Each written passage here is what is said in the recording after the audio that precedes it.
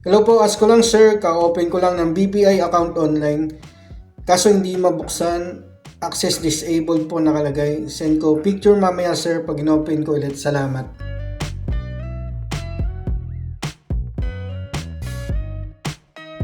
Yo, what's up kabayan? Ayan, paano i-fix ang access disabled sa BPI?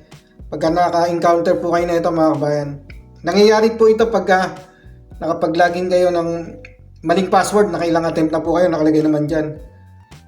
Dapat pagka mga 2 or 3 mali na kayo ng password or username, huwag nyo na pong ituloy mga kabayan. Ipahinga nyo muna, pwedeng the next day na kayo mag-login. Mahirap po kasi pag tinuloy nyo pa, ma-access lock na po kayo. Mas mahirap na po ito ma-recover. Tatawag na po kayo sa hotline ng BPI. Para po ma-recover tong account natin, yung access disable, i-prepare nyo lang yung username, email nyo at mobile number na ni-register mga kabayan. Kailangan active po. At saka yung account number.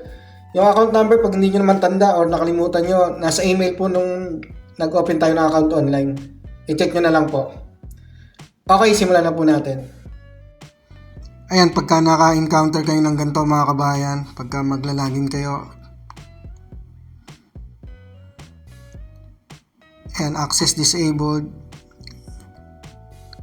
Nakailang attempt na po kayo ng maling password yan, kaya huwag nyo na pong itutuloy. Ganito po gagawin nyo, ulitin natin.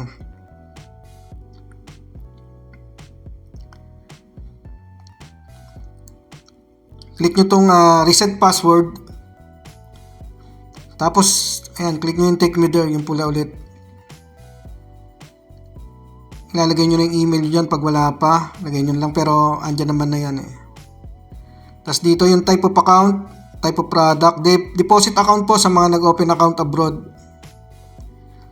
Tapos yung account number, yan, nasa email po natin yan. Tapos itong birth date, lagay nyo, click nyo lang itong calendar. Unahin nyo muna yung taon. Tapos month. Yan, review nyo lang. Pag okay na, click nyo na yung continue.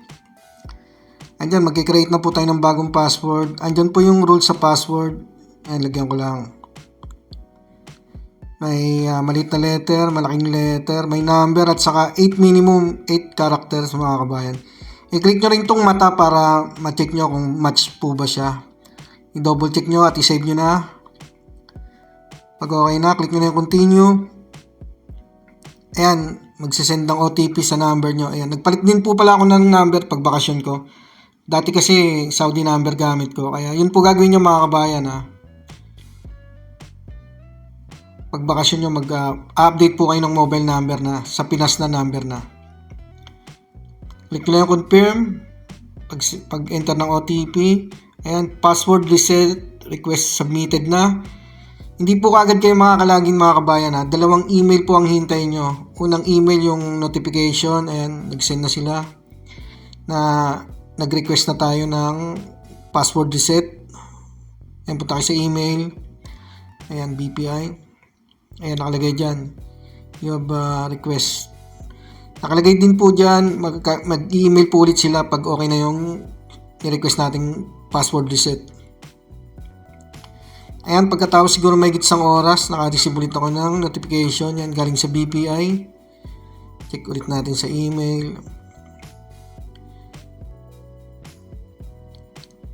Ayan, may isang oras din.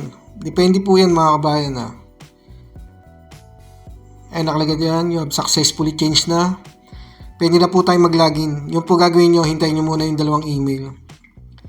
Open nyo na yung BPI account nyo. Login with password po muna. Lagay nyo na yung username at password nyo. Lagay ko lang. Tapos login nyo na. So ayan mga kabayan, nabuksan na po natin yung BPI mobile apps natin. Ganun lang po gagawin nyo once na na-encounter nyo yung access disabled sa BPI mobile apps. Mag-iingat po kayo mga kabayan lagi sa paggamit ng online transfer apps. Yung OTP, huwag nyo pong bibigay kahit kanino at saka yung mga nangi-scam, mag-iiwas po kayo doon. Maraming po salamat.